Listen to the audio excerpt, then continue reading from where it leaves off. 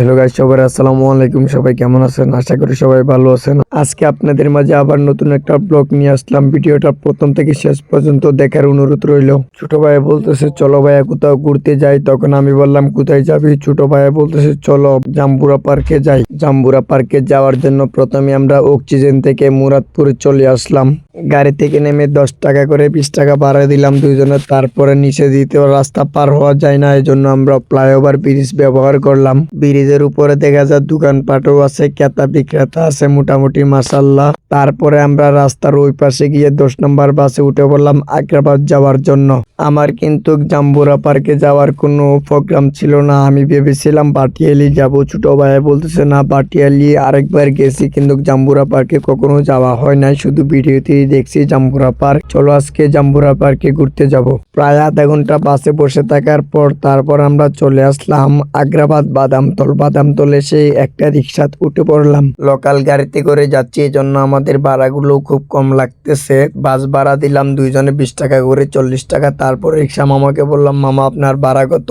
উনি বলতেছে আমাকে 30 টাকা দিলেই হবে, কারণ ওইখানে গেলে খালি আসতে হয়, আসার সময় কোনো যাত্রী পাওয়া যায় না। আল্লাহ তাআলার রহমতে চলে আসলাম জাম্বুরা পার্ক। ছোট ভাই তো অনেক খুশি, সে আমাকে রেখে আগে ভিতরে প্রবেশ করতেছে। অনেক মানুষ আসছে পার্কে, খুবই সুন্দর একটি পার্ক। আমি প্রথমবার আসলাম, আমার থেকে খুবই ভালো লাগতেছে। তবে দুঃখের বিষয় হলো আমার কাছে ড্রোন ক্যামেরা নাই। ড্রোন ক্যামেরা থাকলে পার্কটি আমি সুন্দর করে ভিডিও করে আপনাদের মাঝে উপস্থাপনা করতে পারতাম। পুরো বিকেল ঘোরাঘুরি করার পর ছোট ভাই বলতেছে ফুচকা খাবে। তারপর আমরা ফুচকার দোকানে চলে গেলাম। বিসমিল্লাহ বলে ফুচকা খাওয়া শুরু করলাম। জাম্বুরা পার্কের সামনে যে দোকানগুলা বসে, এই দোকানগুলার ফুচকাগুলো অনেক মজা। ফুচকা খেলাম, ডিম খেলাম। তারপরে আবার রাতের ভিউটা নেওয়ার জন্য আবার পার্কে চলে গেলাম। যতই সামনে যাচ্ছি ততই মানুষ। রাতের বেলায় মানুষ আরো বেশি ছিল।